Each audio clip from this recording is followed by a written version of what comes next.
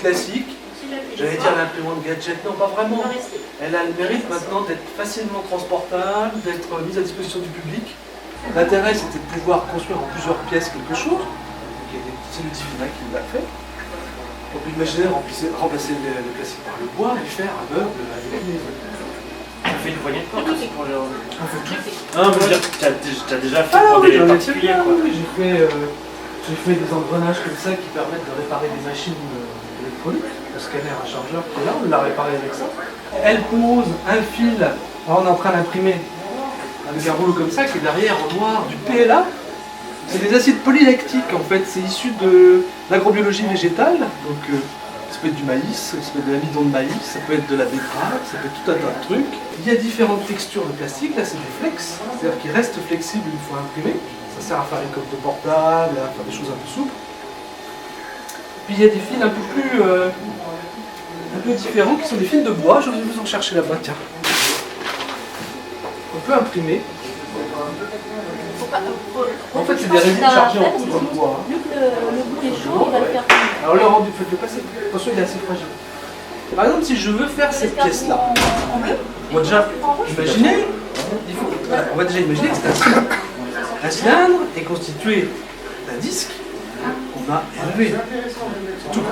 D'accord? Voilà, facile, hein? Les doigts dans le nez. On tire. Ça s'apprend, c'est facile. Ce cylindre, je suis sûr, te donne le truc, tu sais le faire. Les gens qui ne réagissent pas 3D. Gaël, qui nous filme là, a du mal à réagir 3D. Divine, du premier coup, réagit 3D. Ce sont des cerveaux, ils sont comme ça. Il y a beaucoup d'autres qualités, hein. Voilà, c'est ça que je voulais. C'est dire aux gens Ici, pour leur dire. il n'y a pas de commande. Les autres personnes vont venir et apprendre. C'est un fondamental du Fab Lab.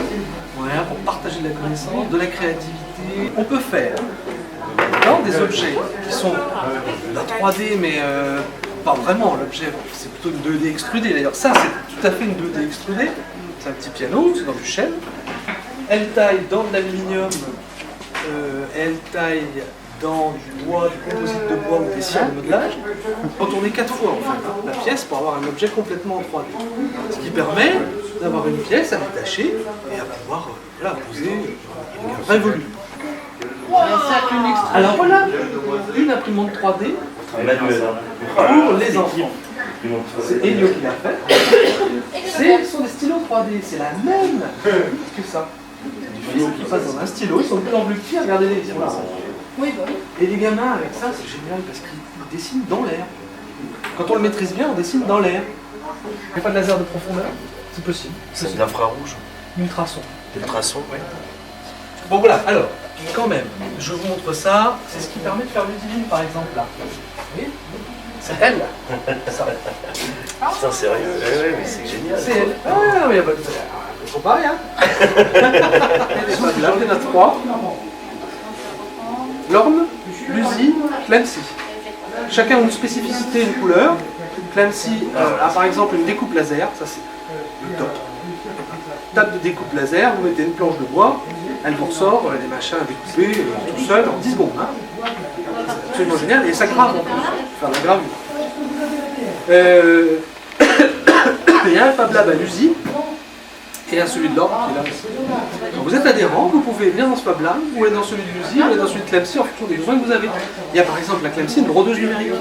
C'est génial, vous faites un dessin sur un truc, et là, c'est une petite grosse machine à coudre, elle vous refait le dessin en fil, en couleur, sur un t-shirt. Et ici, on dispose d'un Fab Lab au sein de la mission numérique, du centre de ressources, avec imprimante 3D, découpeuse vinyle qu'on verra en action tout à l'heure, fraiseuse numérique bois, qui permet de creuser le bois en 3D. On a des stylos 3D pour les gamins. On a un scanner 3D. On a un virtualisateur de main, là, le LIP, qu'on a mis en place, parce qu'on a trouvé que c'était drôle et que finalement un jour on a des têtes modélisées simplement avec les mains comme ça en l'air. Un plotter de découpe que vous avez là à l'écran, qui en fait permet de découper du vinyle et d'en faire du lettrage, ce qu'on appelle de la vitrophanie, pour mettre sur les vitrines par exemple. Il y a d'autres usages.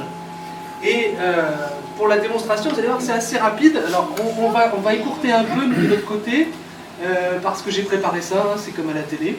Donc voilà, on a le plotter de découpe qui va commencer à faire son travail, tout pendant que je vais vous montrer le résultat, pour enlever toutes les parties qui ne m'intéressaient pas. Ensuite, on va être obligé de le repasser sur un papier transfert. Je vais décoller le vinyle de son support d'origine. Ah, d'accord. Ah, c'est bien ça. Voilà. Comme ça, donc là je le fais grosso modo. Voilà. Et finalement, c'est ce scotch avec le vinyle que je vais aller coller sur les vitres, ce qui donne la chose suivante. Je pense que ce qu'a dit Pascal Bernard est très juste tout à l'heure. Ce qui est intéressant, c'est de montrer que c'est possible des choses novatrices, et ce qui nous reste comme défi, et je m'arrêterai là, à nous de le promouvoir, à nous de le faire savoir, et à nous d'ouvrir les portes à tout le monde pour que chacun en profite. On est sur une initiative départementale très forte. C'est 4 centres de ressources numériques, on espère qu'on va tomber bientôt à 6. L'idée est de mailler le département, qu'on n'ait pas trop loin de chez soi la possibilité d'accéder à ces lieux qui sont un peu magiques et qui font tout. La période que nous vivons, c'est une période de transition.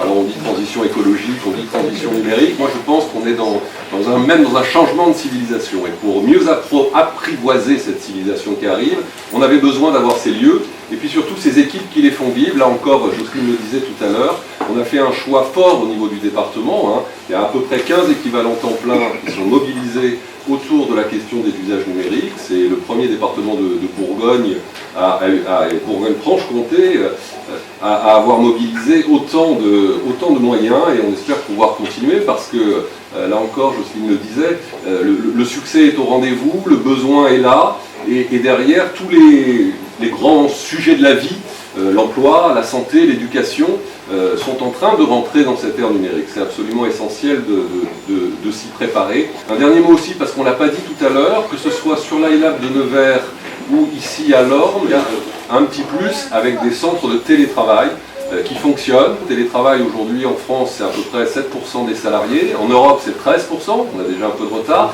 Et toutes les études sérieuses nous disent que dans les 5 prochaines années, 20% des salariés français seront en mode télétravail. Donc c'est un outil qui est absolument indispensable à la revitalisation de nos territoires.